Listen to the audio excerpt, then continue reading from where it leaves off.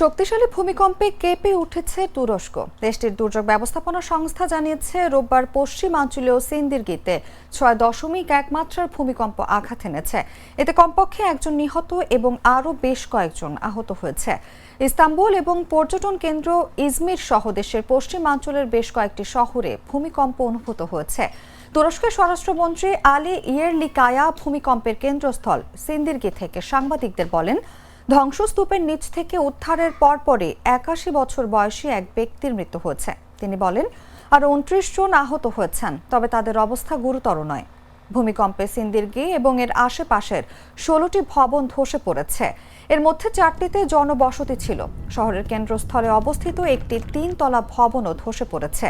ওই ভবনের ধ্বংসস্তূপ থেকে বেশ কয়েকজনকে জীবিত উদ্ধার করা হয়েছে, যেখানে 6 জন বসবাস করতেন। এর আগে মেয়র সেরকান সাক তুর্কি বেসরকারি চ্যানেল এনটিভিকে বলেন, ধ্বংসস্তূপ থেকে 4 জনকে উদ্ধার করা হয়েছে। তিনি আরও বলেন, আরও 2 জনকে উদ্ধারের চেষ্টা চলছে। এএফএডি জানিয়েছে, উদ্ধার তৎপরতার জন্য প্রায় 319 জনকে ক্ষতিগ্রস্ত অঞ্চলে মোতায়েন করা হয়েছে।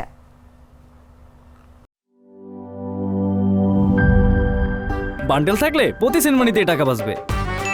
বিকাশ সেনমানি বান্ডেল কিনে জিতুন প্রতি লেনদেনে।